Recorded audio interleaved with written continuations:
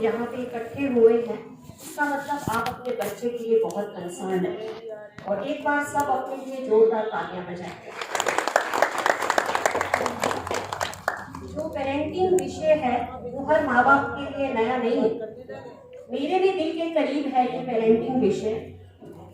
बहुत जल्दी शादी हो गई थी, बहुत जल्दी माँ भी बन गई, और ऐसा लगता था कि जैसे ना ट्रायल एरर से ही बच्चे बन जाते। जैसे हमारे माँ बाप ने हमें छोटा मोटा जो कुछ भी सिखाया हम लोग अपने बच्चों को पालते रह गए। लेकिन बहुत लेटर ईयर्स में मुझे ये एहसास हुआ कि जो पेरेंटिंग है वो बहुत विजडम चाहिए, इसमें बहुत समझदारी चाहिए, बहुत एफर्ट्स चाहिए। इसमें माँ बाप बनना जो है वो एक बहुत जोखिम भरा काम है।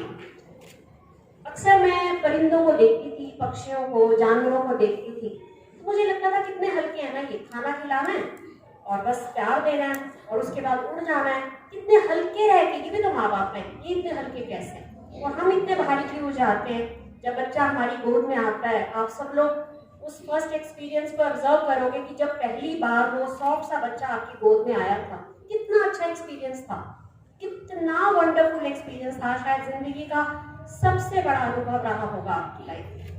लेकिन धीरे धीरे हम लोग बोझिल होते चले गए, हम लोग भारी होते चले गए, पेरेंटिंग हमें बोझ सा लगने लग गया, इतनी सारी जिम्मेवारियां, इतनी सारी रिस्पॉन्सिबिलिटीज। अब अपने आसपास जानवरों को देखो, एक गधे का बच्चा है या घोड़े का बच्चा है, जब पैदा होता है ना तो घोड़े का बच्चा ही, और जब डेथ हो जाती है तो भी घोड़ा ही मरता है, इससे ज्यादा उसकी ग्रोथ नहीं है। लेकिन जो हम ह्यूमन बींग्स हैं, जो हम इंसान हैं, हमारे पास एक पोटेंशियल है, हमारे पास संभावनाएं हैं कि हम अपने आप को ग्रो करें। जानवरों की कभी कोई ऐसी पेरेंटिंग सेशन नहीं होता, आज तक देखा है आपने? कभी कोई उनकी मीटिंग्स नहीं होती हैं, कोई WHO उन्होंने नहीं बना के रखा हुआ। ये हम ह्यूमन बींग्स ने ही बना के रखी हुई है, हम ही सेशंस करते हैं, क्योंकि इसी जीवन काल में हम बहुत ग्रो कर सकते हैं। मुझे नहीं पता कि आपके घर में कोई आने वाला राष्ट्रपति पल रहा है, मुझे नहीं पता कि आपके घर में जो बच्चा आप गोद में बिठाए हुए हैं वो आने वाला प्रधानमंत्री है। संभावनाएं हैं, और इसीलिए आज अपना इतना वैल्यूएबल टाइम निकालकर आप कुछ लर्न करने के लिए आए। और ये मैं दावे के साथ कहती हूँ कि जब आप इस सेशन के बाद जाएंगे तो आप एक नए माँ बाप होंगे। आंखें वही होगी लेकिन दृष्टि बदल जाएगी, देखने का अंदाज बदल जाएगा। ये मैं आपको एहसास दिलवाना चाहती हूँ। और कुछ सेशन से पहले मैं रियलाइजेशंस करवाना चाहती हूँ। पहली रियलाइजेशन तो आप ये करके बैठे कि जो ये आज का सेशन है ये आपके बच्चों के लिए बिल्कुल नहीं, ये केवल आपके लिए है, आप पेरेंट्स के लिए है। आप बिल्कुल मत समझना कि आज आपको कुछ ऐसी चीजें मिल जाएंगी जिनको जाके आप अपने बच्चे के अंदर उनको घुट्टी पिला देंगे और आपका बच्चा नया बनने वाला।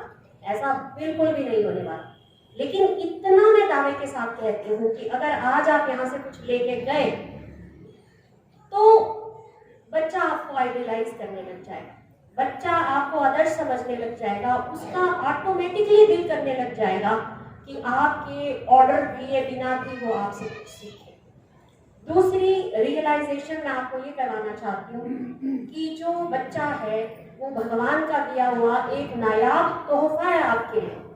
जब आप एक 5000 का गिफ्ट किसी को देते हैं तो 10 बार उसको चेक करते हैं, इसमें कोई कमी तो नहीं, उसको पसंद आ जाएगा, इसमें कोई चीज और रिक्वायर्ड तो नहीं है ठीक करने के लिए।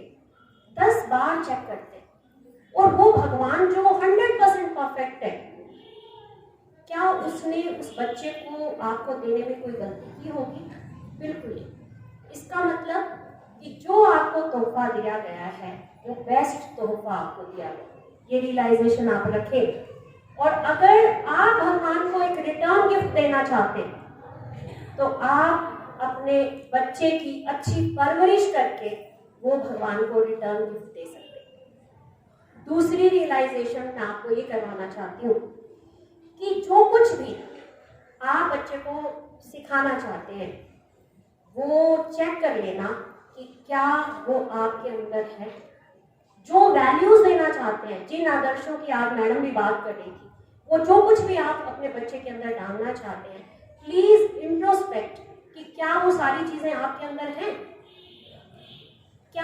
बच्चे का मोबाइल छुड़वाना आपके लिए बहुत जरूरी है, लेकिन मोबाइल देखते ही आपका दिल मचलने लग जाता है, आपका बचपना लौट आता है, ऐसा तो नहीं।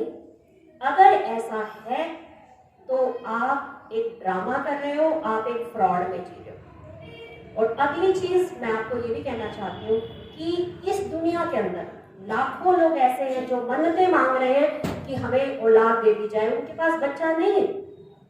आज अगर आपको भगवान ने वो तोहफा दिया है, भले आप अपने बच्चे में हजारों कमियां नजर आ रही होंगी कि आज मैं इसको ठीक कर दूंगा, उसका ये नट बोल्ट ठीक कर दूंगा और आज तो मैं सुधार ही दूंगा आज पेरेंटिंग सेशन के बाद, लेकिन आपका बच्चा परफेक्ट है, आप भी परफेक्ट हैं, आप भी बेस्ट पेरेंट हैं अपने बच्चे के लिए, इसीलिए ही वो तोहफा आपको दिया गया। नहीं तो आपका बच्चा कहीं और भी जा सकता है, लेकिन आपके बच्चे के लिए जो बेस्ट टू बेस्ट कर सकते हैं वो केवल आप ही कर सकते हैं। इसीलिए आज आपका जो बच्चा है वो आपके पास आया। तो ये कुछ रियलाइजेशंस हैं जिनको लेके बैठेंगे और हम आज आपके लिए सेशन आगे रखते हैं। आज का जो सेशन है वो मैंने 3 भागों में डिवाइड किया है। पहला पार्ट जो है वो इसके ऊपर है कि आपके क्या गोल्स हैं, आप लक्ष्य बनाते हैं ना, पेरेंटिंग के भी ग्रेटर गोल्स क्या हैं, क्या लक्ष्य है। माँ बाप बनना डिफॉल्ट नहीं है, जैसे कि मेरी शादी जल्दी हो गई थी, मुझे लग रहा था शादी के बाद बच्चा हो जाता है और अपने आप मिल जाता है, दादी बताती है, नानी बताती है, ऐसे करिए ऐसे करिए। लेकिन आजकल का बच्चा जो है वो ऊपर से ही तैयार होकर आ रहा है मॉडल, हम मानती है वो ऑडी बन के आ रहा है, वो टेक्नोलॉजिकली एक्सपर्ट होकर आ रहा है। आज का जो बच्चा है वो आपके मोबाइल के अंदर जो ऐप आपसे नहीं खुलती है वो फटाफट खोल के दे देता है, क्योंकि वो यहाँ से बहुत तेज होकर आए। अगर आज आप नहीं ग्रो करेंगे तो आज की टेक्नोलॉजी आपके बच्चे को खींच के चली जाएगी और आपको पता भी नहीं चलेगा। तो इसीलिए बेटर पेरेंटिंग बहुत जरूरी है। और आज का जो सेशन है वो 3 पार्ट्स में डिवाइड किया गया है। पहला पार्ट जो होगा उसमें हम बात करेंगे ग्रेटर गोल्स ऑफ पेरेंटिंग, यानी मेरे माँ बाप बनने का लक्ष्य क्या है, मैं ऐसा क्या डाल दूं अपने बच्चे के अंदर कि उसका जीवन सफल हो जाए, क्या चाहिए आज की डेट में, खाना पीना पढ़ाई के अलावा। और दूसरी पार्ट में हम बात करेंगे कि ऐसी कौन कौन सी चीजें हैं जो हम ना करें जो हमारे बच्चे को बिगाड़ देती है। और तीसरी पार्ट में हम लोग करेंगे ओपन डिस्कशन और क्वेश्चन आंसर्स, कुछ सजेशंस जो आप लोगों के माइंड में होंगे। तो आज का हम सेशन स्टार्ट करते हैं, आप रेडी हैं सब? Very good. सबसे पहले हम लोग बात करते हैं कि पेरेंटिंग के क्या गोल्स हैं, क्या लक्ष्य है हमारा। 3 बातों के ऊपर मैं बात करूंगी, 3 बातों के ऊपर, केवल 3 बात। पहली बात तो ये है कि हम अपने बच्चे के अंदर कॉन्फिडेंस डालें, हम अपने बच्चे को कॉन्फिडेंट बनाएं, ये हमारे पेरेंटिंग का सबसे बड़ा धर्म होना चाहिए। अगर बच्चे के पास डिग्री है, अगर बच्चा टॉपर है, लेकिन उसके पास कॉन्फिडेंस नहीं है तो वो आगे जाके नाकामयाब हो जाएगा। लेकिन जिस कॉन्फिडेंस की मैं बात कर रही हूँ उसको ध्यान से समझना, जिस कॉन्फिडेंस की मैं बात कर रही हूँ वो पब्लिक स्पीकिंग नहीं है, वो स्टेज पे आके बिंदास बोलना नहीं है, स्पॉन्टेनियस बोलना नहीं है, मुंहफट होना नहीं है, सोशल होना नहीं है। फिर मैं किस कॉन्फिडेंस की बात कर रही हूँ? ध्यान से सुनना, मैं उस कॉन्फिडेंस की बात कर रही हूँ जिसमें बच्चा अपने आप को अहम समझे, बिना किसी को नीचा दिखाए हुए अपनी अहमियत को जाने, ना वो किसी से इम्प्रेस हो, ना किसी को इम्प्रेस करने की कोशिश करे, अपनी अहमियत को जाने। क्लियर हो रहा है आपको? आज की डेट में हम किसको सक्सेसफुल मानते हैं? हमारी सक्सेसफुल की डेफिनेशन गलत है, तो हमने बच्चों के अंदर भी वो सक्सेसफुल की जो डेफिनेशन है वो गलत डाली है। आज मेरी नजर में, हम माँ बाप की नजरों में सक्सेसफुल कौन होता है? जिसके पास अच्छी नौकरी है, अच्छी डिग्री है, एक अच्छा बैंक बैलेंस है, गाड़ी है, नौकरी है, ये सब सक्सेसफुल की डेफिनेशन। हमारी नजरों में ये सब कुछ हो जाए तो सक्सेसफुल है, भैया जिंदगी संवर गई। लेकिन आप विश्वास नहीं करेंगे, इस कोरोना काल में, नॉट ओनली इंडिया में, मैंने बहुत सारे ऐसे भारत के बच्चों की काउंसलिंग करी है जो विदेशों में अलग अलग जगह पे थे, IITians थे, IIM से उन्होंने MBA की डिग्री ली हुई है, लेकिन इस कोरोना के कारण नौकरियां छिन गई तो उनको लगा जैसे कि हमारी जिंदगी में कुछ बचा ही नहीं। हमने अपने बच्चे को कहा है नौकरी है तो तू है, अदरवाइज तेरा कोई वजूद नहीं है, और वही हुआ। कई बच्चों ने सुसाइड किया या सुसाइड करने की कोशिश कर रहे थे, काउंसलिंग मिल गई तो रुक गए। तो मेरा कहने का मतलब ये है कि हम उस कॉन्फिडेंस की बात कर रहे हैं जिसमें बच्चा अपने आप को अहमियत समझे। नौकरी ना भी रहे, पैसा ना भी रहे, गाड़ी ना भी रहे, घर ना भी रहे, उसके बाद भी मेरी अहमियत रहे, ये कॉन्फिडेंस की मैं बात कर रही हूँ। फॉर एग्जाम्पल, एक बच्चा है, मैं आसानी से समझाती हूँ आपको। एक बच्चा है पंकज। पंकज हमेशा क्लास में फर्स्ट आता रहा, अच्छी डिग्री मिल गई, जॉब मिल गई, पैसा आ गया, गाड़ी मिल गई, अच्छी जगह शादी हो गई, लेकिन ऐसी कोई विपरीत परिस्थितियां आ गई जहां पे नौकरी छिन जाए तो भी पंकज है, बैंक बैलेंस जीरो हो जाए तो भी पंकज है, अगर शरीर का कोई अंग भी एक्सीडेंट में प्रॉब्लमेटिक हो जाए तो भी पंकज है। इस कॉन्फिडेंस की मैं बात कर रही हूँ, इस वजूद की बात कर रही हूँ। आज कुछ टाइम के बाद आपका बच्चा आपसे पिछड़ जाएगा, वो दुनिया के किसी भी कोने में जाकर एजुकेशन ले रहा होगा, तो उसके अंदर इतना कॉन्फिडेंस होना चाहिए, भले ही दुनिया उसको गिराए, उसको अपमानित करे, लेकिन उसके अंदर ये होना चाहिए कि मेरा वर्थ है। और यही संस्कारों की जो शील्ड है ये आगे जाएगी। आप थोड़ी जाओगे दिल्ली बॉम्बे उसके साथ साथ उसकी डिग्रियां करवाने के लिए, लेकिन बच्चा जाएगा और आपकी परवरिश उसके साथ एक ढाल बन के जाएगी। और ये होता कैसे, हम ये कॉन्फिडेंस अपने बच्चे में कैसे डालें, क्या करें? इसकी शुरुआत तब से हो जाती है जब एक बच्चा अपनी माँ की कोख से इस दुनिया में आता है। जब एक बच्चा माँ की कोख से आता है तो एक खाली स्लेट जैसा होता है, उसको कुछ नहीं पता होता। जैसे ही माँ के गोद की गर्मी मिलती है उसको ये समझ आती है कि एक मैं हूँ और एक मेरी माँ है। उसको कुछ नहीं पता होता, कोई इंफॉर्मेशन नहीं होती। फिर उसके फादर आते हैं, उसको गोद में लेते हैं, उसको एक नाम मिलता है, उसको हम बताते हैं कि तू हिंदू है या मुसलमान है, तू इंडियन है या फॉरेनर है, और ये इंफॉर्मेशन वो धीरे धीरे अपने अंदर लेता रहता है। फिर दादा दादी मिलते हैं, वो कहते हैं कि तू ये है, तू गोरा है, तू काला है, तू मेल है, ये फीमेल है, और ये इंफॉर्मेशन जो है वो उसकी सीडी के अंदर भरती चली जाती है। यानी हमने उसके अंदर गाने तो पहले ही भरने शुरू कर दिए। जो गाने हम उस सीडी में भरेंगे ना, वो जिंदगी भर उन गानों को चलाएगा। फिर बड़ा हो गया हम कहेंगे अरे तेरे अंदर ये मोहम्मद रफी का गाना क्यों चल रहा है, लता मंगेशकर का क्यों नहीं चल रहा, क्योंकि हमने भरा ही मोहम्मद रफी का। तो आज इनिशियल ईयर्स में 7-8 साल तक आपके पास टाइम है कि आप अपने बच्चे के अंदर वो कॉन्फिडेंस डालें कि बच्चे कुछ भी हो जाए, दुनिया तेरे को नकारा समझे। हो सकता है कि एक्सीडेंट में मेरी दोनों टांगे खराब हो जाए, फिर भी तू रहेगा, तेरा वजूद रहेगा। भगवान ने जो तेरे अंदर अपार संभावनाएं डाली हैं वो रहेंगी। उस बीज रूप में डाला भगवान ने तेरे अंदर पोटेंशियल, वो रहेगा। तेरा जिंदगी को जीने का जो पर्पस है वो भी रहेगा। आपने अपने आसपास देखा होगा, कई आपको ऐसे एग्जाम्पल मिले होंगे सोसाइटी में जहाँ पे लोगों की टांगे कट जाती हैं, वो माउंट एवरेस्ट पे चढ़ जाती है। ठीक है, आपने ये भी सुना होगा कि प्रॉब्लम्स आ गई, फाइनेंशियल क्राइसिस आ गए, ऐसे भी IITians हैं, कोरोना आ गया, सब कुछ खत्म हो गया, जॉब चली गई, उन्होंने साथ में दर्जी रख के मास्क बनाने शुरू कर दिए। क्यों?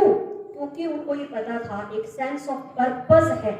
मैं इस दुनिया में केवल ये डिग्रीज के लिए नहीं आया हूँ, मैं यहाँ पे बैंक बैलेंस जोड़ने या घर जोड़ने नहीं आया हूँ, मेरा यहाँ पे आने का जो पर्पस है वो सॉल्व है। और यही आपने अपने बच्चों के अंदर में भी डालना है कि why you are here, you are वर्दी।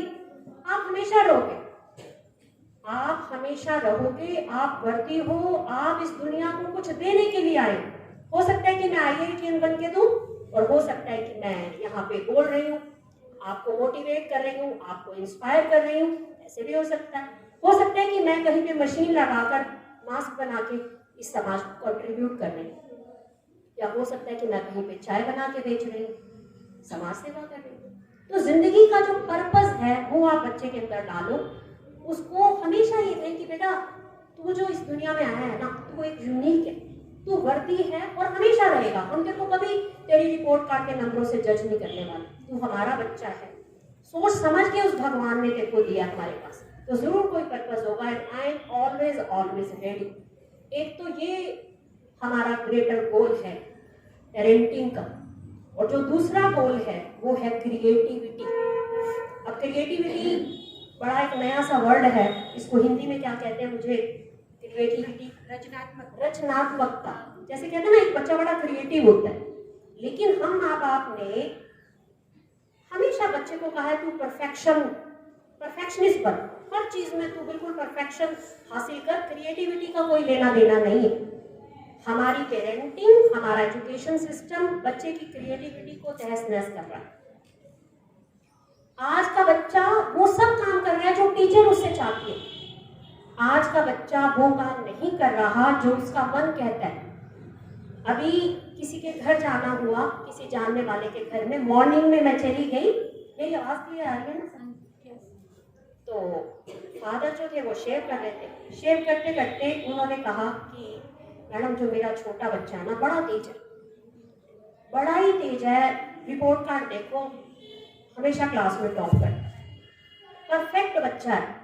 यानी मैं समझ गई कि उन्होंने अपने छोटे बच्चे को तेज कहते हुए इनडायरेक्टली बड़े बच्चे को नकारा कह दिया। ठीक है, उसके बाद बैठे हमने चाय वाय ली, छत पे चले गए। जब छत पे गए तो देखा कि जो पानी, पक्षियों को पानी और दाना देने वाले जो तोने होते हैं ना, वो कलर्ड ऐसे लटके हुए थे, बड़े सलीके से पेंटिंग करी हुई थी, रंग करे हुए थे, कुछ येलो, कुछ ग्रीन, कुछ वाइट। तो मैंने पूछा कि ये किसने किया? तो कहते जी ये बड़े बच्चे ने किया। लेकिन जो रिपोर्ट कार्ड है ना स्कूल की, उसमें वो 7 पैरामीटर लिखे हुए हैं। बच्चा साफ आता है, बच्चा ड्रेस में आता है, बच्चा पंक्चुअल आता है, बच्चे के सारे सब्जेक्टों में पूरे नंबर हैं, और हम 7 पैरामीटर के हिसाब से ही अपने बच्चे का आंकलन करते हैं कि ये तेज है, ये नकारा। जब मैं नीचे आई तो उसके दादा दादी को आजकल सेपरेट रूम दिया हुआ था, दादा दादी से बात हुई। तो दादा ने कहा ये बड़ा वाला है ना, वो रोज मेरे पैर में लगता। दादी पैरालाइज्ड थी, उदास रहती थी क्योंकि शरीर नहीं चलता था। तो बड़े वाला बेटा मुंह बना बना के, कहानियां सुना सुना के रात को अपनी दादी को एंटरटेन करता था। यानी वो क्रिएटिविटी है, वो क्रिएटिविटी है। वो परफेक्ट नहीं है दुनिया की नजरों में, लेकिन वो क्रिएटिव है। तो हम अपने उस बच्चे की क्रिएटिविटी को खत्म ना करें, बच्चे का आंकलन ना करें कि ये सही है और ये गलत है। और हम भी क्या करें बेचारे, हमारे माँ बाप ने भी तो ऐसे ही करा था, तो हम भी वही वैसी पेरेंटिंग कर रहे हैं। 4 पैरामीटर्स पे हम कहते हैं बच्चा ठीक है, और 4 ही पैरामीटर्स पे हम कहते हैं बच्चे के अंदर ये नहीं है तो कुछ नहीं है। एक कंपटीशन में गई, किसी कंपटीशन में, ड्राइंग कंपटीशन होता है ना, तो प्राइमरी सेक्शन का ड्राइंग कंपटीशन था, तो प्राइज डिस्ट्रीब्यूशन के लिए बुला लिया। बच्चों को प्राइज डिस्ट्रीब्यूट हो रहा था और मैं पहुंची, काफी लेट हो गई, और बच्चों को प्राइज दे दिया। उसके बाद मैंने कहा कि चलो मैं अपना आना तो सफल करूं यहाँ पर। मैंने कहा जो बच्चों की प्राइजेस नहीं भी आए हैं, पर उनकी पेंटिंग्स भी देख ही लेते। तो जब उनकी पेंटिंग्स देखी तो उसमें से 2 बच्चों की पेंटिंग्स मुझे बहुत अच्छी लगी। एक बच्चे को बुलाया तो उसने डॉगी का चित्र बना के रखा, और डॉगी, वो सारे जितने उसके क्रेयॉन्स होंगे, जितने उसके रंग होंगे ना, वो मोमिया रंग जिसको बोलते हैं, क्रेयॉन्स, वो सारे रंग उसके ऊपर लगा रखे हैं, कहीं पे लाल, कहीं पे हरा, कहीं पे पीला, ऐसे कच कच कच कच कच। तो उस बच्चे को बुलाया, उससे पूछा बेटा जो आपका पप्पी है, या तो वो काला होगा, या वो सफेद होगा, या वो भूरा होगा, और आपने तो दुनिया भर के रंग इसमें डाल दी। तो उस बच्चे ने कहा कि मैम ये ना मेरा अपना डॉगी है, इसने कल मेरे साथ होली खेली। See that creativity. वो टीचर ने जिसने प्राइज दिया उसने देखा ही नहीं, वो क्रिएटिविटी किसी ने नहीं देखी, क्योंकि शायद दुनिया की नजरों में वो एक परफेक्ट चित्र नहीं था, लेकिन उस बच्चे ने अपने पूरे इमोशंस उसके अंदर डाले हुए। इसी तरीके से दूसरे बच्चे ने क्या बना के रखा है, पानी, काला पानी, उसके अंदर छोटी छोटी मछलियां। उससे पूछा बेटा पानी तो सफेद होता है, नीला होता है, आपने काला कैसे बना दिया? तो बच्चा क्या कह रहा है, ये गंदे नाले की मछली है ना, गंदे नाले की मछली है। हाउ कैन यू जज कि जो आप सोच रहे हो वही सब कुछ ठीक है? हम पेरेंट्स के साथ ये प्रॉब्लम है कि हम बंधी बंधाई चीजों के अंदर बच्चे को डाल देना चाहते हैं। तो सुबह उठ, तू ऐसे कर तो बहुत अच्छा है, ऐसे नहीं करता तो बिल्कुल गलत है। यही हम लोग करते हैं अपने बच्चे के साथ। जो बच्चा सुबह 6 बजे उठ जाता है वो बिल्कुल ठीक है, जो 6:30 बजे उठता है वो बिल्कुल बेकार है। हमारी डेफिनेशंस बनी हुई है, और ये डेफिनेशंस किसने बनाई है? हमारे माँ बाप ने।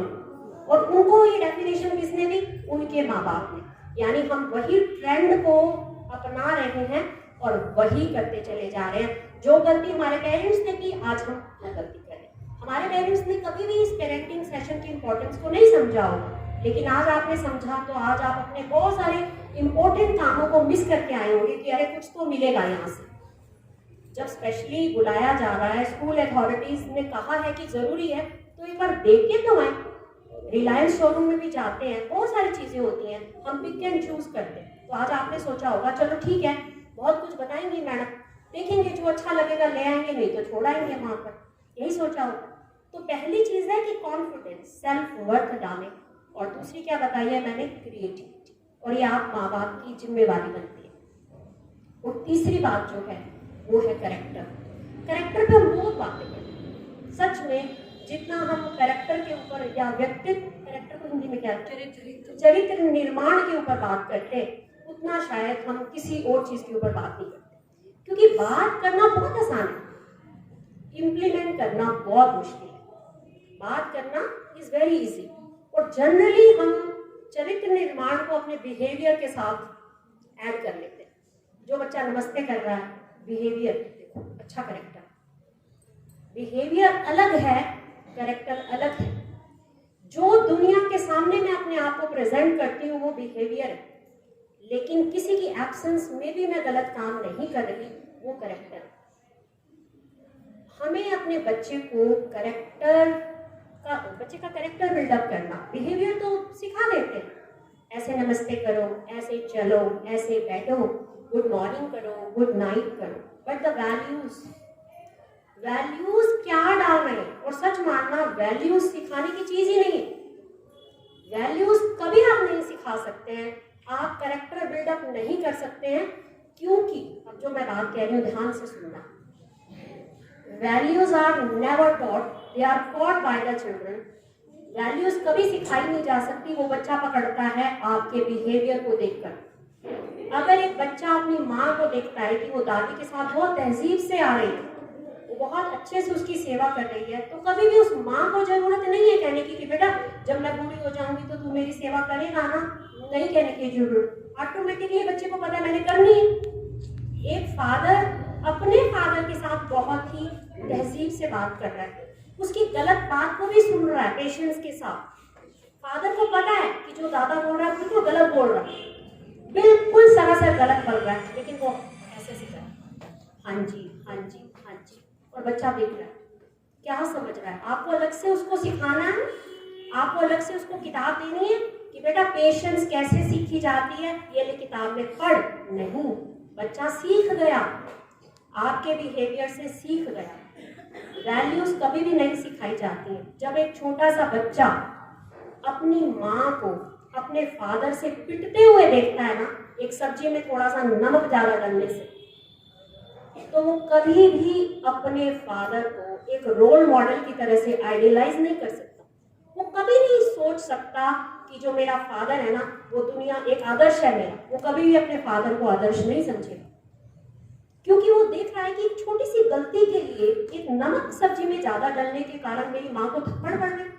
और दूसरी तरफ वो अपनी माँ को भी आइडियलाइज नहीं करेगा, वो कहता है ये तो बड़ी कमजोर इंसान है, जब जब मुझे जरूरत पड़ेगी तो मेरी माँ एक पावरफुल फिगर के रूप में मेरे सामने नहीं खड़ी होने वाली। और इसका इफेक्ट क्या होने वाला है, ये बच्चा बड़ा होगा, दो बातें हो सकती हैं बड़ा होने के बाद, या तो सेम बिहेवियर वो अपनी वाइफ के साथ करेगा, सेम बिहेवियर वो अपनी माँ के साथ करेगा, क्योंकि तू पहले अपने हस्बैंड से पिटती रही, अब तू मेरे से पिट, ठीक है।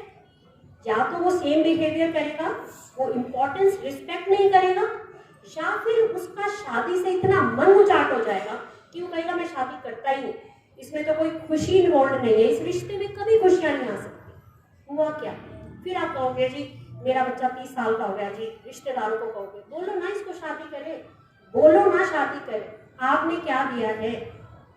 तो अगर आप अपने बच्चे का माइंडसेट चेंज करना चाहते हो, उसकी शुरुआत घर से होनी चाहिए। स्कूल भी बाद में आता है, घर से ही 24/7 आपका बच्चा आपको देख रहा है, 24/7। वो कहते हैं ना एटीएम में वो कैमरे लगे पड़े होते हैं कि आप कैमरा की निगरानी में हैं, होता है ना ऐसे, तो आप माँ बाप भी बच्चे की निगरानी में 24/7 वो आपको देख रहा है। जो जो व्यवहार आप कर रहे हो वो आपको नोट कर रहा है।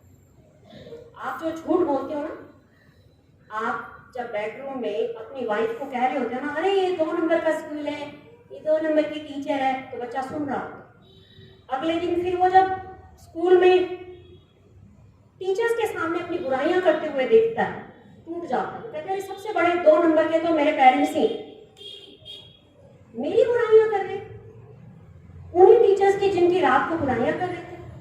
इससे अच्छा तो गली में जाके बच्चा तो गालियां सिखाए, वो भी कम इम्पैक्टफुल होगा अगर ये ड्यूअलिटी हमने सिखानी है अपने बच्चों को। तो 3 चीजें मैंने आपको बताई हैं, 3 बातें बताई हैं। पहली बात तो बताई है मैंने कॉन्फिडेंस, दूसरी बात मैंने आपको बताई है क्रिएटिविटी। क्रिएटिविटी का सत्यानाश मत कीजिए। अगर बच्चा किचन के अंदर आता है और कुछ डिश ट्राई करना चाहता है और माँ को लगता है कि नहीं नहीं तू रहने दे, नहीं कर लूंगी तो सारा बिखेर देगा, मेरे को सफाई करनी पड़ेगी, तो प्लीज ऐसा मत करो। लेट देम ट्राई, अपनी क्रिएटिविटी दिखाने का मौका दें, उनको चांस दें, उनको समय दें। और तीसरी चीज है character building. Character building behaviour नहीं है आप उसको गुड मॉर्निंग सिखा दें, गुड इवनिंग सिखा दें, ऐसे चलो, ऐसे बैठो, ऐसे खाओ, कांटे से खाओ, चम्मच से खाओ, तो कैरेक्टर बिल्डअप हो रहा है, कैरेक्टर नहीं बिल्डअप हो रहा। आपने पुराने टीचर्स को देखा होगा, नानक के पीछे लोग लग गए, पढ़ा लिखा नहीं होगा, हो सकता है कि उसको कांटे छुरी से खाना भी ना आता, लेकिन लोग जुड़ गए उसके साथ, महात्मा बुद्ध के साथ जुड़ गए, गांधी के साथ जुड़ गए। क्यों? क्योंकि उनके पास एक कैरेक्टर था, लोग कैरेक्टर को आइडियलाइज करते थे, इसीलिए उनके साथ जुड़ते थे। कपड़े तो वो भी बहुत सिंपल डालते थे, गांधी तो धोती में ही रहते। तो आप क्या कैरेक्टर अपने बच्चों के सामने पोर्ट्रे कर रहे हो, इट इज वेरी इंपॉर्टेंट। आजकल जो माँ बाप है ना, वो अपने बच्चों को फिक्रे बांट रहे हैं, कोई ट्रॉफियां बांटता है, कोई कुछ बांटता है, हम फिक्रे बांट रहे हैं। हमारी खुद की आइज में कोई स्पार्क ही नहीं है, हम बच्चों की आइज में कैसे स्पार्क ला सकते हैं? हम हमेशा कहते हैं बेटा तो खुश रह, आप इतने डल हैं, आप इतने मरे हुए आ रहे हैं ऑफिस से, आप इतना कंप्लेन्स का टोकरा लेकर आ रहे हैं और आप कह रहे हो बेटा तू खुश रह, तू ना चिंता कर, तो बच्चा कैसे उस चीज को लेगा? ईच एंड एवरीथिंग वो आपका बच्चा आपसे ही लेगा, हर चीज ले रहा है, आपसे ग्रहण कर रहा है, 24/7 आपसे ले रहा है। तो आज हम कुछ ऐसी बातों पे जा रहे हैं जो बच्चे को स्पाइल कर सकती हैं और हमने नहीं करनी। आप कनेक्ट कर पा रहे हैं, प्लीज रेज योर हैंड्स। ऐसा तो नहीं है कि आपके दिमाग से निकले जा रहा है, ऐसा हो ही नहीं सकता, क्योंकि हर माँ बाप रिलेट कर पा रहे हैं कि अरे हाँ ये मेरे साथ ऐसे होता है, अरे हाँ ये मेरे साथ होता है। समझ पा रहे हैं आप बात को? ऐसी कौन कौन सी चीजें हैं जो हमें नहीं करनी, जो बच्चे को स्पॉइल कर देती है? पहली चीज, क्योंकि साधु राम जी से मॉर्निंग में बात हो रही थी, वो कहते हैं मैडम बच्चों को ना मतलब कुछ मैनर्स आ जाए, लेकिन आई कैसे कि हम माँ बाप खुद ही तो बिगाड़ने वाले। अब आप देखना जो आगे मैं चीजें बता रही हूँ, कहाँ कहाँ हम इनडायरेक्टली अपने बच्चे को बिगाड़ रहे होते हैं, ध्यान से देखना। नंबर 1 है पैम्परिंग, लाड। हम बच्चे को बहुत लाड देते हैं। पैम्परिंग जो है वो पेरेंटिंग नहीं है। कॉफी दे दी, चॉकलेट दे दी, मोबाइल ला दिया, लैपटॉप ला दिया, मोटरसाइकिल दे दिया, ये पैम्परिंग पेरेंटिंग नहीं है। ये लाड कहीं ना कहीं हमारे बच्चे को बिगाड़ता है। इस मामले में हमारे जो पेरेंट्स थे, हमारे दादा दादी परदादा, वो इस मामले में ठीक थे। उन्होंने अपने बच्चों को स्ट्रगल्स में डाला, स्ट्रगल्स में डाला है। आप नोट करो, हमारे टाइम में तो फिर भी कभी हम आम के पेड़ पे चढ़ जाते थे तो खून वून आ जाता था तो बड़ा भाई कहता था अरे छोड़ो छोड़ो ये तो आते रहते हैं, और छोटे देख रहे थे। उसके बाद छोटे भी चढ़ने की कोशिश करते हैं, इर्रिस्पेक्टिव के खून आ जाए कोई बात नहीं। आज का बच्चा देखो, कितने बच्चों ने अपना खून देखा पता ही नहीं। एक ब्लेड से कट लग जाए तो हाय तौबा मच जाती। होता है ऐसे, पहले आम के पेड़ पे चढ़ते थे, नीचे गिर जाते थे, कुछ नहीं होता था, झाड़ के खड़े हो जाते थे। आज बच्चे को अगर हल्का सा कट भी लग जाता है तो पूरा परिवार इकट्ठा हो जाता है। ये पैम्परिंग है, ये लाड है, ये बच्चे को कहीं ना कहीं बिगाड़ रहा है। और मैं लाड के पैरामीटर्स बताती हूँ आपको, कौन कौन से लाड के पैरामीटर्स। पहले तो वो है कि आप बच्चे की सारी ख्वाहिशें पूरे कर रहे हैं। मैंने किसी फादर से कहा कि आप बच्चे को कुछ भी, मेरी सिस्टर है डॉक्टर है, वो अपने पोते को सब कुछ दिलवा रहे हैं। क्यों दिलवा रहे हो? हम अफोर्ड कर सकते हैं भाई, आप अफोर्ड कर सकते हैं इसीलिए कुछ भी दिलवाएंगे, या बच्चे को जरूरत है तो दिलवाएंगे। इसके बीच में डिफरेंशिएट करें। तो ख्वाहिशें और ज़रूरतों में हमारी मदर कहा करती थी, हमें हमेशा कहती थी कि बेटा ज़रूरतों और ख्वाहिशों के बीच में एक बहुत बड़ा अंतर होता है। ख्वाहिशें आज तक किसी राजा की भी पूरी नहीं हुई हैं, लेकिन ज़रूरतें पूरी होते रहे तो ज़िंदगी सफल है। आज हम माँ बाप जो हैं वो बच्चे की ख्वाहिशें पूरी कर रहे हैं, पैम्पर कर रहे हैं। उसको मोबाइल की ज़रूरत नहीं, हम दिलवा रहे हैं। 8वीं के बच्चे की, चलो अब तो कोरोना आ गया, जूम सेशंस होते हैं, लेकिन इससे पहले भी बच्चों के पास मोबाइल्स था, वो भी अलग अलग गेम्स खेल रहे थे।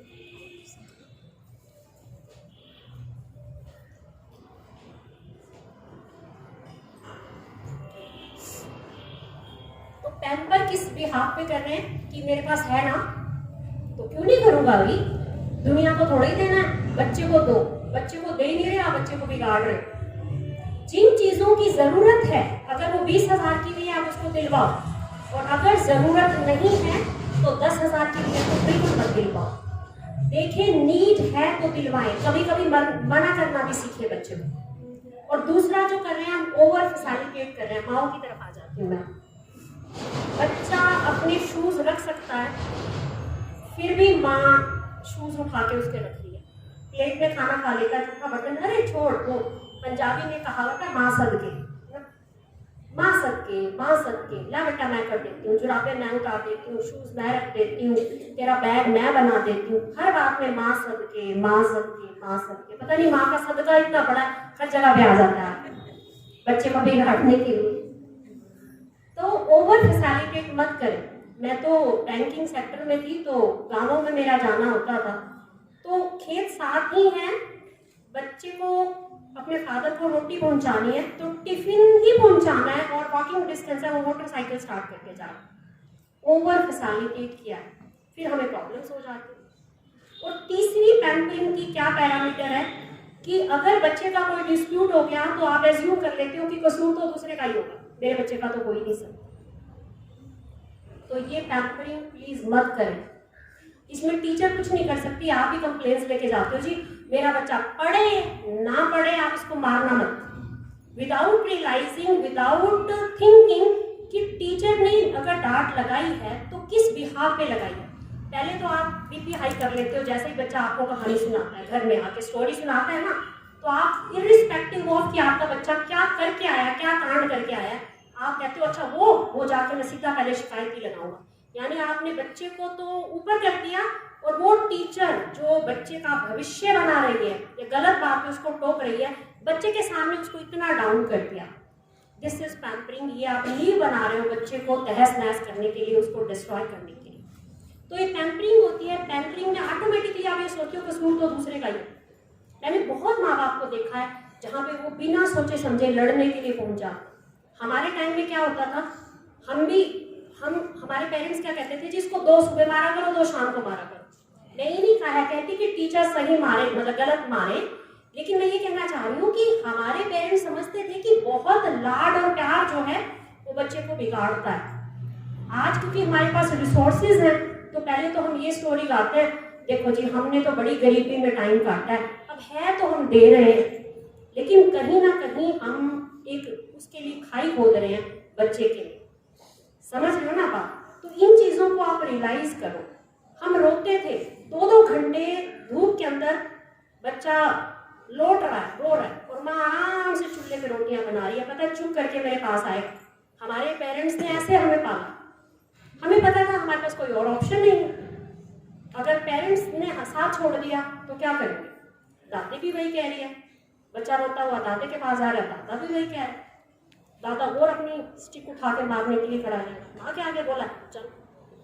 आज क्या है, पार्टीबाजी बन गई है। माँ अगर कुछ कह दे तो फादर आगे आ जाता है, फादर कह दे तो माँ आगे आ जाता है। तो ये पैम्परिंग आपके बच्चे को स्पॉइल कर रही है। वेट एंड वॉच, देखें बच्चा थोड़ा सा टाइम लेगा। फादर बता रहे थे, कहते मैं बाजार गया तो बच्चा कहता मेरे को तो 5000 की ये कार चाहिए। 3 साल का बच्चा 5000 की कार, रोने लग गया, लौटने लग गया। उसको कहा कि बेटा हमारा तो बजट 1000 का है, उसका जन्मदिन था, 1000 में यहाँ पे जो भी चीजें हैं देख लो मिल जाएंगी। तो माँ थोड़ी सी पिघल गई। माँ ने कहा कि चलो कोई नहीं, बर्थडे की बार आता है और हम अफोर्ड कर सकते हैं, आप दिलवा दो 5000 की कार। फादर ने कहा नहीं। तो बच्चा वहीं उसी शोरूम में ऐसे लेटनियाँ सी लगाने लग गया, जोर जोर से। लोग इकट्ठे हो गए। फादर ने अपनी वाइफ का हाथ पकड़ा और आगे चल दिए। माँ के देखो कुछ हो, अरे है तो दिलवा क्यों नहीं रहे, तमाशा कर रहा है।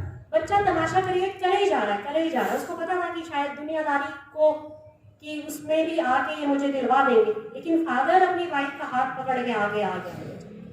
थोड़ी देर बाद जब उसको लगा बच्चे को कि ये तो बिल्कुल बाहर ही जाने वाले हैं, आप मेरी दाल निकलने वाली है, तो उसने अपना थोड़ा सा रोना कम किया। फिर बोला, आ गया पीछे से, माँ की चुन्नी खींची, बताओ कहाँ है वो 1000 वाले गिफ्ट, कहाँ है, बताओ कौन से है उसमें से मैं सेलेक्ट करूं, बताओ। तो आप इतने लाड ना करें, इतने लाड ना बोले। और जो ये हम कहते हैं ना कि कसूर तो दूसरे का ही होगा, और स्पेशली पैम्परिंग में हम क्या करते हैं, कई बार यहाँ पे आउट ऑफ द वे है, लेकिन मैं एक चीज़ आपको बताना चाहती हूँ। जब हम बच्चे के आगे किसी अपने ही फैमिली मेंबर की बुराई करने लग जाते हैं ना, तो बच्चे के ऊपर ही बड़ा नेगेटिव इम्पैक्ट पड़ता है। वो भी हमें नहीं करनी है, जिसको हम पार्टीबाजी भी कह देते हैं, हम आगे डिस्कस करेंगे। तो पैम्परिंग नहीं करनी है, ये आपके बच्चे को स्पॉइल करती है। और अगली जो चीज़ है जो आपके बच्चे को स्पॉइल करती है वो है फियर। देखो अभी मैं पैम्परिंग के लिए मना कर रही हूँ, लेकिन फियर है, इन दोनों को अलग अलग सेंस में लेना जो मैं बता रही हूँ। फियर क्या है? डर। बच्चा रिस्पेक्ट करे, डर से रिस्पेक्ट करे, ऑटोमेटिकली रिस्पेक्ट करे। यानी हम माँ बाप रिस्पेक्ट वर्दी बने या रिस्पेक्ट को खींचे? रिस्पेक्ट वर्दी बने। हमें लगे कि हमारा बच्चा ऑटोमेटिकली ही रिस्पेक्ट हमें दे। मैंने बहुत सारे ऐसे फादर्स को देखा है, जब वो ऑफिस से आते हैं ना, घर में काम से आते हैं, तो बच्चे बड़े मजे से सोफे में बैठ के टीवी देख रहे होंगे, वाइफ भी मजे से बैठ के बटर छील रही है उनके साथ, हंसी ठठोले चल रहे हैं। फादर के आते ही ना सारे फिकर फिकर हो जाते। किस चीज का डर है? क्यों है ये डर? और अगर डर से काम होगा, ध्यान से समझना इस बात को, रिस्पेक्ट वर्दी बने। डर से रिस्पेक्ट को खींचे मत बच्चे से, बाप क्या आगे बोल रहा है। मैंने बहुत सारे फादर्स को देखा है, मदर्स को देखा है, जहाँ पे वो जब अपने बच्चे को कोई बात मनवाते हैं ना, तो क्या कहते हैं, कह दिया ना, बस कह दिया ना, तो ये कहेंगे बस कह दिया तो कह दिया। यानी आप उसको मौका ही नहीं दे रहे कि वो अपना ओपिनियन बताओ। बच्चा कहाँ खोलेगा अपने आप को, कहाँ जाएगा? फर्स्ट आप ही हैं उसके लिए सब कुछ, और आपने बाउंड्री लाइंस बना दी। बोल दिया ना, बच्चा कुछ कहना चाहता है, पापा बस बोल दिया ना, मैं हूं ना तेरा पापा, तू है मेरा पापा। बच्चा कहेगा नहीं यहाँ का पापा, बस फिर तो बच्चा कहेगा भाई यहाँ तो कोई सुनवाई नहीं।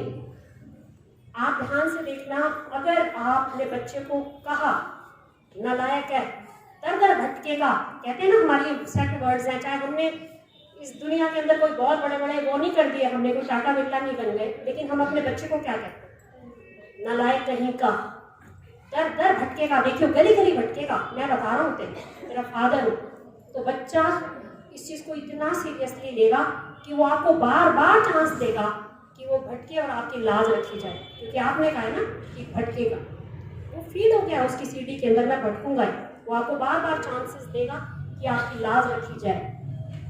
और अगर आपने उसको थप्पड़ मारे, आजकल तो माँ बाप बहुत समझदार हो गए, हाथ नहीं उठाते, लेकिन मैंने देखा है, हमने तो खाए थे, वो वक्त अलग था। हम फ्रस्ट्रेशन निकालते हैं, ऑफिस की फ्रस्ट्रेशन, वाइफ को आदमी ने मारा, वाइफ ने बच्चे को मारा, बच्चे ने फिर कुत्ते को मारा, यानी वो ट्रांसमिट होती रहती है। अगर आप रेगुलरली अपने बच्चे को थप्पड़ मारते हैं तो उसका सेल्फ एस्टीम तहस नहस करते हैं, उसकी पूरी पर्सनालिटी को ये मानो कि जैसे किसी खिलौने को आप तोड़ तोड़ के उसके टुकड़े करके साइड पे फेंक देते हो। थप्पड़ मारना इज इक्वल टू दैट। अगर आज आप उसको थप्पड़ मारते हैं बात बात पे, तो वो ये समझ लेना कि वो अपने बैंक में जमा कर रहा है उसको, और सूद समेत वापस करेगा।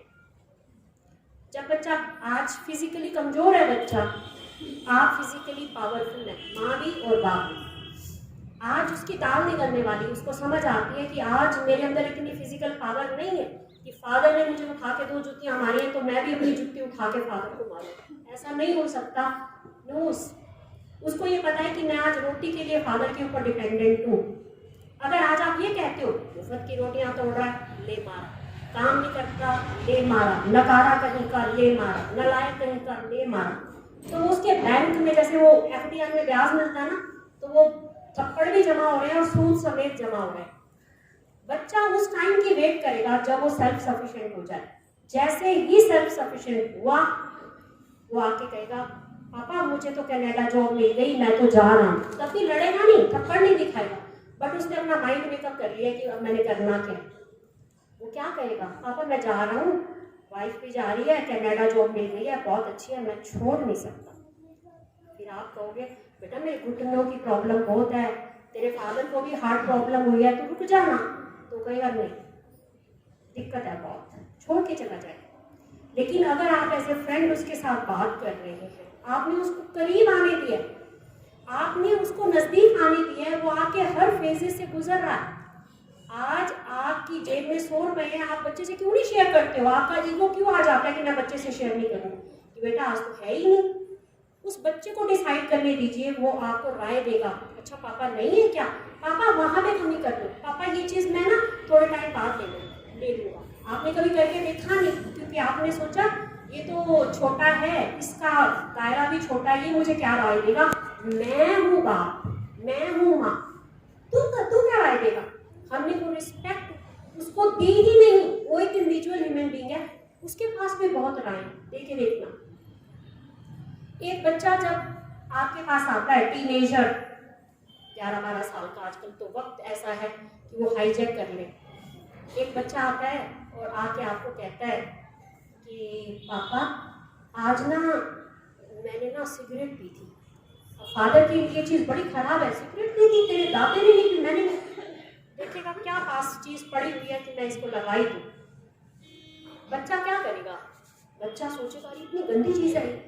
पापा मैंने ना सिगरेट ट्राई करी थी आज, मुकेश मिल गया था, रमेश मिल गया था, हम स्कूल के बाद बैठे और उसने कहा सिगरेट ट्राई कर, मैंने करी पापा सिगरेट ट्राई। तो फादर ने उसके बाद नहीं सुनना क्या बात थी, वो जुत्ती उठाएगा और मारना स्टार्ट कर देगा। बच्चे को समझ आ गया कि इस प्लेटफॉर्म पे मैं अपनी बात नहीं रख सकता। यानी बाप और बेटे का रिश्ता अगर ऐसा हो कि जज किए बगैर वो सब कुछ बता दे, तो एक रिस्पेक्टफुल रिलेशनशिप है। लेकिन अगर वो रोक दिया उसने कि भाई तू आज के बाद मुझे कुछ नहीं बताएगा, आपने सिग्नल दे दिया थप्पड़ मार के, बच्चा फिर भी सिगरेट पिएगा, लेकिन अब वो आपसे छुप के पिएगा। इसकी बजाय कोई समझदार फादर है, ऐसा नहीं है कि आप उसको परमिशन दे रहे हो कि तू सिगरेट पी, टेम्पर भी नहीं कर रहे, लेकिन समझाएंगे कैसे। एक फादर है, उसके बच्चे ने भी आके बोला पापा आज मैंने सिगरेट ट्राई करी थी, क्या आपने वो कनेक्शन बिल्डअप किया। जब भी आप बच्चे से बात करते हैं ना, तो आप उससे कनेक्ट होकर बात करो। आप कुछ और कर रहे हो, लैपटॉप पे सिर्फ घुमा रखा है और उसको अच्छा सिगरेट ले थप्पड़, आपने कनेक्ट किया, अच्छा बेटा सिगरेट ट्राई करी थी, अच्छा क्या हुआ। फिर वो कहता पापा उसके ना छल्ले उड़े थे, कश लगाया ना ऐसे छल्ले, बड़ा मजा आया। कहते अच्छा वेरी गुड यार, मैं भी देखता था ना जब अपने दोस्तों को, तो मुझे भी लगता था मैं एक बार ट्राई कर दूँ, तो मुझे भी था, लेकिन बाय चॉइस मैंने ना सोचा कि हेल्थ के लिए खराब है, इसलिए मैंने तो पी नहीं। तो बच्चा सोचेगा कि चलो ठीक है कि अगली बार कोई और राय मिल जाएगी फादर से। आपने वो प्लेटफॉर्म तैयार किया कि आपने सबसे पहले बच्चे को कनेक्ट किया, फिर आप अपने बच्चे बच्चे को कन्वे कर पा रहे हैं अपने मैसेज को, और फिर आप बच्चे को कन्विंस कर रहे हैं। तो कम्युनिकेशन का ये मॉडल है कि पहले आप कनेक्ट कर रहे हैं, फिर आप कन्वे कर रहे हैं, और फिर आप कन्विंस कर रहे हैं। अगर आप कनेक्ट किए बिना, कन्वे किए बिना कन्विंस करेंगे, वो कहेगा जान दे, छोड़ना, बात ही नहीं समझ आई। आपसे मैं बात कर रही हूँ, आपके सामने खड़े होकर बात कर रही हूँ, तो आपको समझ आ रही है। मैं 10वें माले पे खड़ी हूँ और आप नीचे हो, तो आप हो गया या तो नीचे आ जाए या मैं ऊपर आ जाता हूँ, कहते हैं ना। जब आप इतने डिस्टेंस से बात कर रहे हैं, इमोशनल डिस्टेंस से बात कर रहे हैं, तो बच्चे को कुछ समझ में नहीं आने वाला। आज आप अपनी एक्सपेक्टेशंस को डालते हो, आप कहते हो जब बच्चा बड़ा होता है, आजा बैठ, मैं तेरे से क्या उम्मीदें करता हूँ, मैं क्या एक्सपेक्टेशंस करता हूँ, तू सुन। वो कहते हैं एक्सपेक्टेशंस, मैं तेरे से बात ही नहीं करना चाहता। एक्सपेक्टेशंस, तू मेरे लायक ही नहीं है, मैं तेरी बात क्यों सुनूं। आजकल के बच्चे ये कहते हैं, क्यों? क्योंकि आपने अपने बच्चे के साथ वो रिस्पेक्ट का रिश्ता नहीं बनाया। रिस्पेक्ट का रिश्ता बनाइए अपने बच्चे के साथ। और अगली चीज है कि हम बार्गेन करते हैं, रिश्वत देते हैं बच्चे को, वो भी बच्चे को स्पॉइल करती है, बच्चे को खराब करती है। बच्चे को कोई भी अच्छा काम करवाने के लिए आप टॉफी, लॉलीपॉप या किसी चीज का लालच मत दो। बच्चा अच्छा काम करे क्योंकि वो अच्छा काम है। किसी टॉफी की या किसी गिफ्ट की लालच में वो बिल्कुल वो काम ना करे। अगर आज आप कहते हो कि बेटा तू ना किताब पढ़, किताबें पढ़ना बहुत अच्छी बात होती है, मैं तेरे लिए 5 किताबें लेके आया हूँ और ये ले चॉकलेट, तो बच्चा हर बार आपसे किताब पढ़ने के लिए चॉकलेट लेगा और वो कभी भी जिंदगी में एक अच्छा रीडर नहीं बन पाएगा। आप उसको किताबें पढ़वाना चाह रहे हो क्योंकि किताबों में अच्छाई बहुत है, उसके अंदर प्लेजर है। जब आप एक किताब को पढ़ते हो, उस किताब में खो जाते हो। अगर एक अच्छी स्टोरी है तो आप उस स्टोरी से इमेजिनेशन करते हो, बड़ा मजा आता है। आप उस मजे के बारे में बात करो, आप टॉफी के बारे में बात मत करो। दादी कहती है चल बेटा मंदिर चल, मैं तेरे को देखियो 2 लड्डू लेके दूंगी रास्ते में, बच्चा उंगली पकड़ के चलता है लड्डू की लालच में मंदिर। आप बच्चे को मंदिर लेके जा रहे हो ताकि वो वहां पे प्रेयर्स की अहमियत को समझे, नहीं तो वो 2 लड्डू बड़े हो जाएंगे और मंदिर जाना बहुत छोटा हो जाएगा। बार्गेन मत करो। और मैंने तो कुछ ऐसे घर भी देखे हैं जहाँ पार्टियां बना के रखी है, माँ की पार्टी अलग है, बाप की पार्टी अलग है। माँ कहती है क्या कहा था बता, बच्चा कहता है मैं नहीं बताता, बता क्या कहता था, तो कहते पापा अच्छा ये ले पकड़ 10 रुपये, तो फादर की बाप वो मदर को बताता, फिर फादर कहता है चल मोटरसाइकिल पे चल, बता रास्ते में मम्मी ने क्या कहा। तो ये पार्टी बाजियां, ये रिश्वत बाजी, आपने वो कॉर्पोरेट माइंडसेट घर में बना दिया। होता है ना इंसेनिटी मिलेगा, हर चीज का इंसेनिटी, कॉर्पोरेट सेक्टर बन जाता है कि आज आपने टारगेट पूरा कर दिया तो लो जी आपको इंसेनिटी दे दिया, आज आपने इतने कस्टमर और बना दिए तो लो जी आपको इंसेनिटी। तो घर के अंदर कॉर्पोरेट माइंडसेट बना। आप ये बताओ कि जब वो बच्चा बड़ा हो जाएगा, जब आपके पास बैंक बैलेंस नहीं रहेगा, जब आपका शरीर नहीं चलेगा, तो वो आपका कोई काम क्यों करेगा ये बताओ, क्योंकि आपके पास तो कोई इंसानियत बचे ही नहीं बचे। तो कृपया करके बच्चे को रिश्वत ना दो।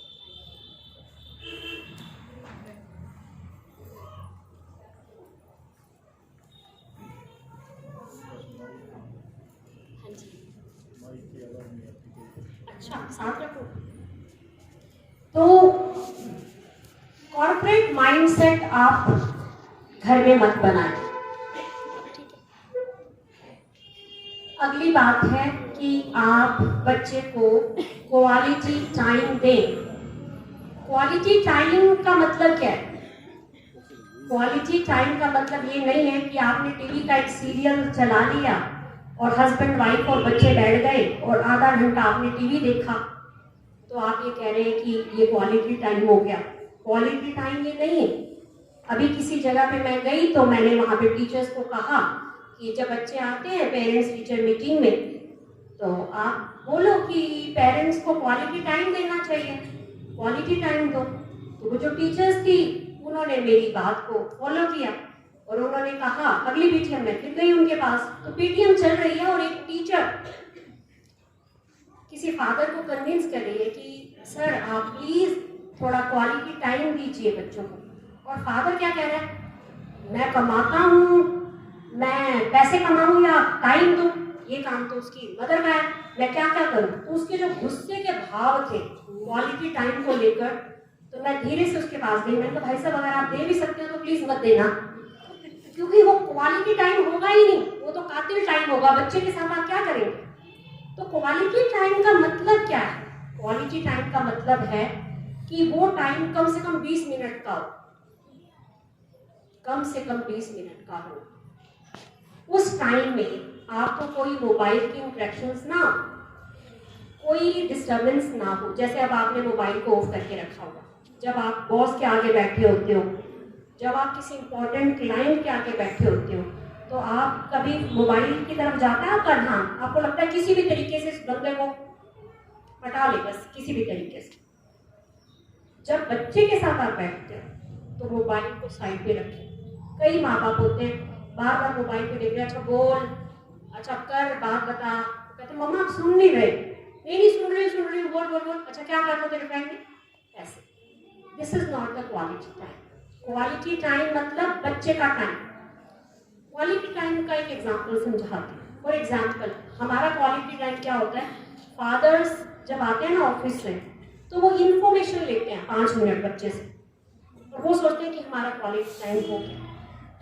फॉर एग्जाम्पल मैं इनको बोलूँ कि हाँ जी मैडम आप कहाँ रहते हो, ये कहेंगे यहाँ।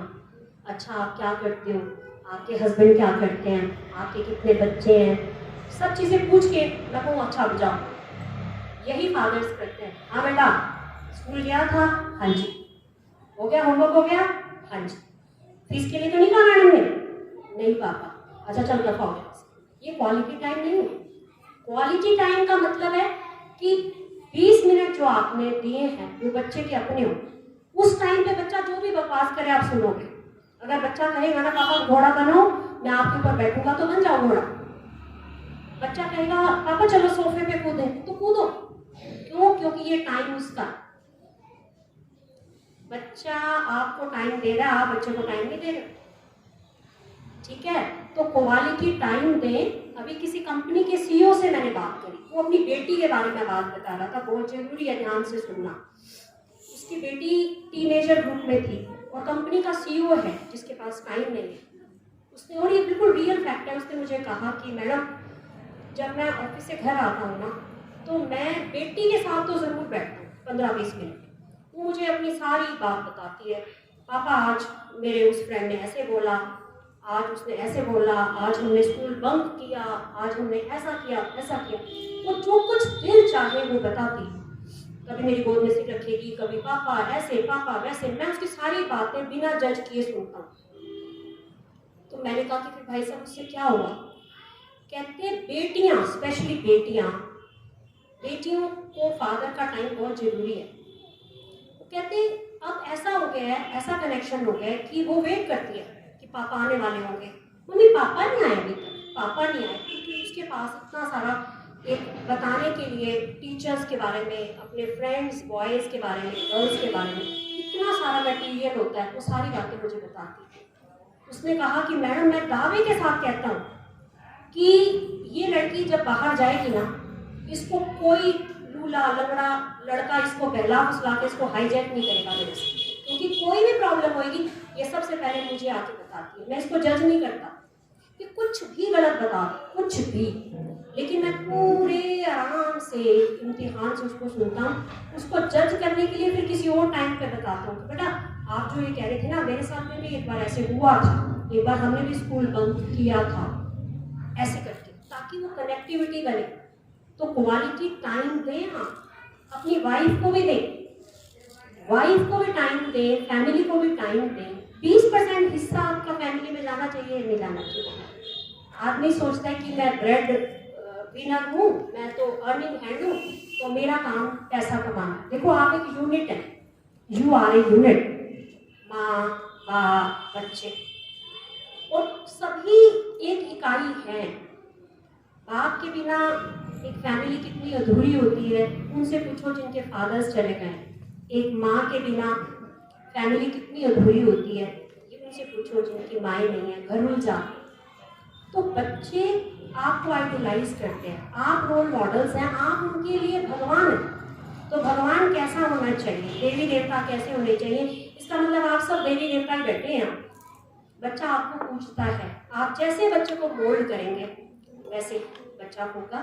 और अल्टीमेटली आप बच्चे को एक शुक्राना अदा करने की आदत डालें। लास्ट पॉइंट मैं बता रही हूँ, बच्चे को ग्रैटिट्यूड की आदत डालें, थैंकफुलनेस की आदत डालें। तो बहुत कुछ है, हम सबके पास 99% सबके पास है। 99% में क्या आता है? रोटी, कपड़ा, मकान, हवा, एक आने जाने का साधन, गाड़ी, स्कूटर, यही कुछ। शरीर बिल्कुल ठीक चल रहा। तो बच्चे को ये कहो कि ये सब चीजें धन्यवादी होने की हैं। जैसे आप फिजिकली जब बार बार वेट उठाते हो, वेट लिफ्टर जो होते हैं उनकी मसल्स डेवलप हो जाती हैं, ऐसे ही शुक्राना अदा करने की भी मसल्स डेवलप हो जाती हैं। शुक्राना अदा करने के लिए आपके पास बहुत कुछ होना जरूरी नहीं है। एक भिखारी जिसके पास एक रोटी है, वो साथ वाले कुत्ते को एक रोटी का टुकड़ा अपने में से खिला रहा है, तो बहुत तसल्ली से, ताकि वो शुक्राना अदा कर रहा हो कि ये भगवान तुमने मुझे एक रोटी दी है, इसमें से इतना सा हिस्सा जो है इस बच्चे का भी बनता है, कुत्ते का भी बनता है। तो उसको सिखाओ कि कितने थैंकफुल हो, आपके पास माँ बाप हैं, आपके पास दादा दादी हैं, ये घर है, ये शरीर है, ये आँखें हैं जिनसे आप देखते हो, best camera off the world. शरीर के सारे अंगों के बारे में बताओ कि बेटा दिल धड़कता है ना, 24 घंटे धड़कता है। जब पैदा हुए थे तो धड़कता था, जब मरेंगे तब तक धड़कता रहेगा, और पैसे भी नहीं लेता, ये तो बिना कंप्लेन के धड़कता रहता है। देखो कितना धन्यवाद करना चाहिए। छोटी छोटी चीज़ों के लिए जब हम उसको धन्यवादी बनाते हैं तो उसकी कंप्लेन्स खत्म हो जाती है। वो कंप्लेन्स करना बंद कर देता है। How lucky I am, how privilege I am, वो ऐसे सोचने लग जाता है। उसको धन्यवादी बनाए। और एक जो हमारा अनहेल्दी लाइफस्टाइल चल रहा है ना, उसके ऊपर भी थोड़ी सी रोक लगाएं। खिड़की खोलनी होती है हम एसी चला लेते हैं, पैदल चलना होता है मोटरसाइकिल पे किक मार देते हैं, खाना बना होता है हम प्रोसेस्ड फूड ले आते हैं। शेयरिंग की आदत नहीं है। सबने घरों में कॉलोनियाँ बना के रखी हुई हैं, बच्चे का कमरा अलग, बाप का अलग। अब तो माँ बाप भी अलग अलग कमरों में रहने लगे कि मेरे को स्पेस चाहिए, मुझे स्पेस चाहिए, मुझे आज़ादी चाहिए। हमारे टाइम पे बुआ के बच्चे, मामे के बच्चे 12-12, 13-13 बच्चे घरों में आते थे और हम लोग एडजस्ट करते थे। आज बच्चों को एडजस्ट करने की आदत नहीं है, क्योंकि हमने भी यही लाइफस्टाइल अडॉप्ट कर लिया। आप कितने लोगों की प्रॉब्लम्स में जाते हैं, कितनों का हालचाल पूछते हैं, आप तो यही कहते हैं ना, बेटा अच्छा वो अंकल आए हैं, कहते मैं घर में नहीं हूँ। तो बच्चे को आप क्या सिखा रहे हो? तो शेयरिंग की आदत डालें, आप बच्चों के अंदर शेयरिंग की आदत डालें। हमारे पेरेंट्स हमें गाय कुत्ते की रोटी बना के देती थी कि जाओ जी खिला के आओ, रात को खिला के आओ, हम दौड़ते चले जाते थे। एक मोहल्ले में टीवी होता था और हम पूरा मोहल्ले के बच्चे वहाँ पे जाके टीवी देखते थे, और बड़े मजे से, ना उनके घर वालों को प्रॉब्लम होती थी ना हमें प्रॉब्लम होती थी जमीन पे बैठ के देखने में टीवी। आज वो शेयरिंग कहाँ है? स्टार्ट करो, बुलाओ अपनी बहनों को, ननदों को बुलाओ, उनके बच्चों को बुलाओ, वो ब्लेसिंग्स लो, प्यार डालो। ये प्यार डालना है। हम जिस इंडियन कल्चर में हैं वो यूनिटी में बिलीव करता, सेपरेशन में बिलीव नहीं करता। ये वेस्टर्न कल्चर है कि तू अलग मैं अलग। डालें घर में, बरकतें डालें, दुआएं इकट्ठी करें। घरों में जब बेटियां आती हैं तो बहुत बरकतें लेके आती हैं, आज नहीं आती हैं तो वो बरकतें भी खत्म हो गई हैं। बुलाएं, प्यार डालें। ये रिश्ते हमने तो चले जाना, ये बच्चों ने रह जाना। उनको पता होना चाहिए मेरा मामे का बच्चा कौन सा है, मेरी बुआ का बच्चा कौन सा है, वो बॉन्डिंग बना के रखें। तो ये छोटी छोटी चीज़ें हैं, बड़ी नॉर्मल बातें हैं। मैंने कोई ऐसी बात भी नहीं की है जो आपको पता ना हो, बहुत नॉर्मल बात है। लेकिन ज़रूर आज आप एक नई नज़र से जाके अपने बच्चों को देखेंगे।